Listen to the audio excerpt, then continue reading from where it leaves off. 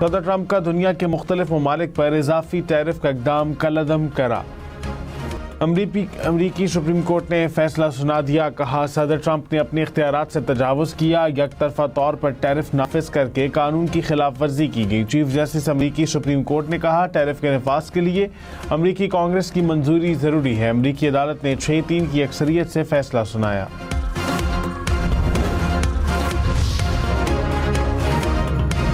امریکی صدر Donald Trump نے کہا بھارت امریکہ کو لوٹ رہا تھا لیکن انہوں نے صورتحال بدل دی، اب بھارت امریکہ کو ٹیرف ادا کر رہا ہے۔ امریکہ بھارت کو کوئی ٹیرف نہیں دے رہا، بھارت کے ساتھ کامیاب تجارتی معاہدہ کیا۔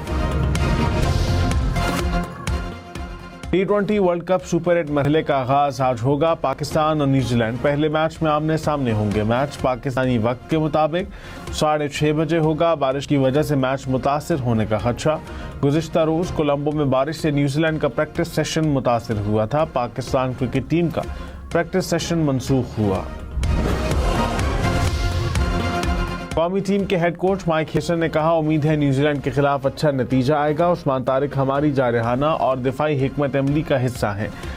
بابر اعظم کو ورلڈ کپ میں مخصوص رول دیا گیا ہے۔ پریماداسا اسٹیڈیم کی پچ اسپنرز کے لیے زیادہ سازگار ہے۔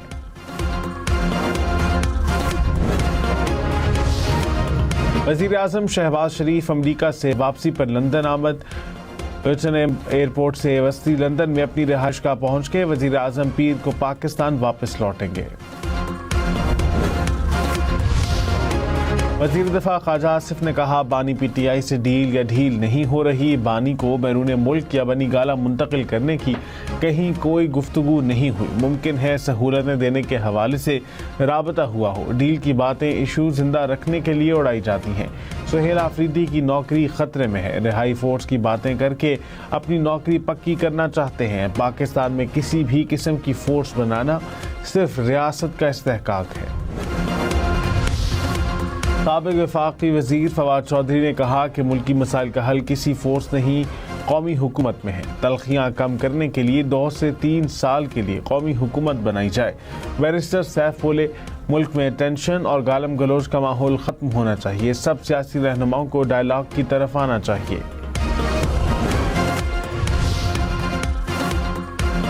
وفاقی وزیر طارق فضل چودھری نے کہا جیل ڈاکٹرز کی سفارشات پر بانی پی ٹی آئی کی آنکھ کا علاج جاری ہے، بانی کو 25 فروری کو دوسرا انجیکشن لگایا جائے گا۔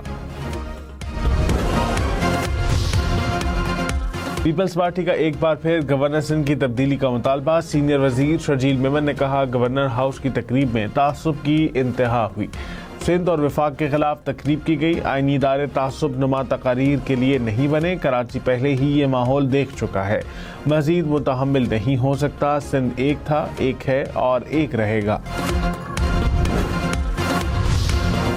گورنر سندھ کامران ٹیسوری نے کہا میں نے بیان دیا تو بہت سے لوگوں کی کرسیاں ہل جائیں گی، بیانات سے ڈرنے والا نہیں، ہم سیاست عوامی خدمت کے لیے کرتے ہیں، سیاست کرنے پر آؤں تو میری باتوں سے لوگوں کی نیندیں اڑ جائیں گی۔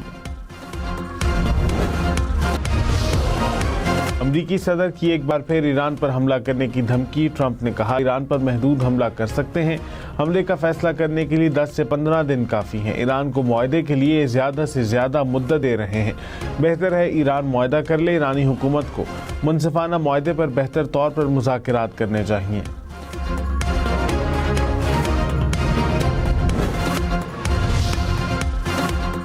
جوہری مذاکرات کا مسودہ 2 یا 3 دن میں پیش کر سکتے ہیں، ایرانی وزیر خارجہ عباس اراغچی نے کہا 1 ہفتے میں مزید مذاکرات متوقع ہیں، ایران کا جوہری پروگرام پرامن ہے اور ہمیشہ پرامن رہے گا۔ وزیر دفاع خواجہ آصف نے کہا پاکستانی قیادت کی دنیا بھر میں تعریف ہو رہی ہے، صدر ٹرمپ نے 60 سے 70 بار پاکستان کی تعریف کی، پاک فوج اور فیلڈ مارشل کی صلاحیتوں کا اعتراف فخر کی بات ہے، غزہ اور فلسطین پھر سے آباد ہوں گے۔ پاکستان میں غربت کی شرح بڑھ کر 28.9% ہو گئی، معاشی ناہمواری کی شرح 32% سے زائد ہو گئی، غربت اور عدم مساوات کی رپورٹ ریلیز۔ وفاقی وزیر احسن اقبال نے کہا گزشتہ 7 سال میں غربت کی شرح میں 7% اضافہ ہوا، پالیسی کا عدم تسلسل، کورونا وبا اور IMF پروگرامز وجہ ہیں۔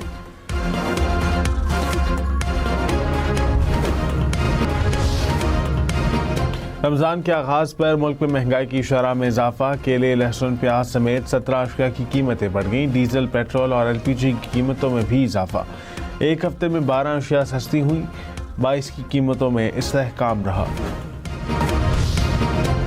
ٹرین میں دبئی سے ابوظہبی کا سفر صرف 50 منٹ میں۔ اتحاد ریل نیٹ ورک رواں سال مکمل ہوگا۔ ریل نیٹ ورک متحدہ عرب امارات کے 11 شہروں کو آپس میں جوڑے گا۔